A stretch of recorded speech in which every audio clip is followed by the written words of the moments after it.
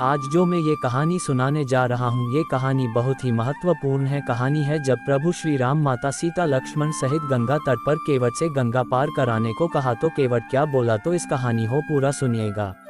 उससे पहले सभी राम भगत चैनल सब्सक्राइब कर दो। मांगी नाव ना केवट माना, आना कहे तुम्हार मरमू में जाना।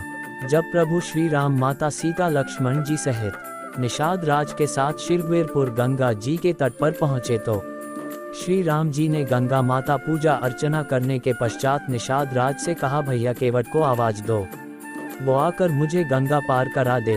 तब निषाद राज ने आवाज दी, हे भाई केवट शीघ्र आओ, देखो कौन आया है। केवट निषाद राज की आवाज सुनकर बोला, आता हूँ। और केवट अपने मन में सोचने लगा, ना जाने कौन आया है। गंगा तट पर पहुंचकर निषाद राज से बोला, आ गया सरकार। निषाद राज ने कहा, देखो केवट, आज तुम्हारी नाव में बैठने कौन कौन आया है। अयोध्या के राजा राम, माता सीता, भैया लक्ष्मण। फिर केवट बोला, जय हो राजा राम, जय हो सीता मैया, जय हो लक्ष्मण भैया। मैं बहुत भाग्यशाली हूँ हे प्रभु, जो आज आप लोगों के दर्शन हुआ। मैं तो आज धन्य हो गया। प्रभु श्री राम बोले, हे भैया केवट, तुम अपनी नाव किनारे पर लगाओ, जिससे देवी सीता सुगमता से तुम्हारी नाव पर चढ़ सके और हम अनुज सहित गंगा पार कर सके। फिर केवट बोला, नहीं प्रभु, मैं ऐसे आसानी से आपको अपनी नाव पर नहीं चढ़ा सका। मैं आपको पार करा कर स्वयं मझधार में नहीं डूबना चाहता। तो प्रभु श्री राम बोले, क्या भैया केवट, क्या तुम्हारी नाव मेरा बाहर नहीं सहन कर पाएगी।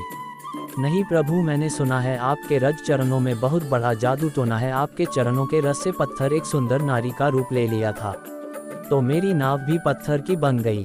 तो मैं क्या करूंगा, यही नाव तो मेरे परिवार का पालन पोषण आजीविका का सहारा है। तो श्री राम बोले, इसका क्या उपाय है, तुम ही बताओ, नहीं तो फिर हम गंगा पार कैसे करेंगे। फिर केवट बोला, प्रभु एक ही उपाय है। अगर आप गंगा पार करना चाहते हैं तो मुझे अपने चरणों को मल मल कर धोने दीजिए।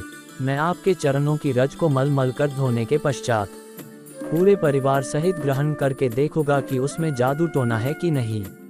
तो हम लोगों पर जादू टोना का कोई प्रभाव नहीं हुआ, तब मैं आपको नाव पर बैठाकर गंगा पार उतार दूंगा। फिर प्रभु श्री राम बोले, ठीक है भैया, तुम वही करो जिससे तुम्हारी नाव की रक्षा हो सके। जल्दी से जल लाओ और चरणों को धोने के पे गंगा पार उतार दो।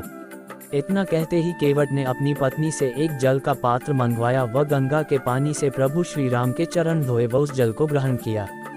इस तरह केवट ने न केवल भगवान के प्रति अपनी भक्ति सिद्ध की, अपितु भगवान के चरण कमलों का जल ग्रहण कर स्वयं का उद्धार किया। इसके बाद केवट ने तीनों को अपनी नाव में बिठाया व खुशी खुशी गंगा के उस पार लगा दिया। भगवान राम ने उसकी भक्ति से प्रसन्न होकर सीता को अपनी अंगूठी उसे उपहार स्वरूप देने को कहा।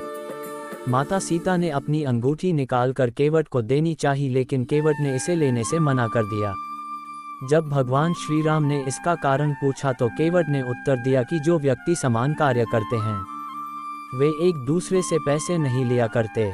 जैसे कि एक नाई दूसरे नाई के बाल काटने के पैसे नहीं लेता, उसी प्रकार एक केवट दूसरे केवट से पैसे कैसे ले सकता है। ये सुनकर भगवान राम ने प्रश्न किया कि उन दोनों का व्यापार समान कैसे हुआ, क्योंकि वे केवट तो थे नहीं।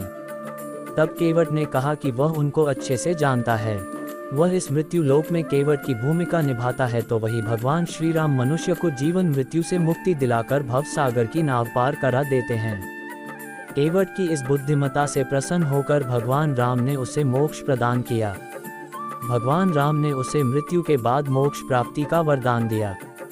इस प्रसंग से हम सभी को ये शिक्षा मिलती है कि हमें सब पता होने के बाद भी हम भगवान से भौतिक वस्तुओं की मांग करते हैं व उसी के सुख दुख में खोए रहते हैं।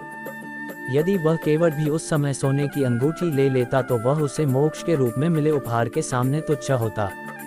इसलिए अपने जीवन में भगवान से सुख शांति व जीवन को सफल बनाने की कामना करे, ना कि भोग विलासिताओं की। कमेंट में जय श्री राम लिखे।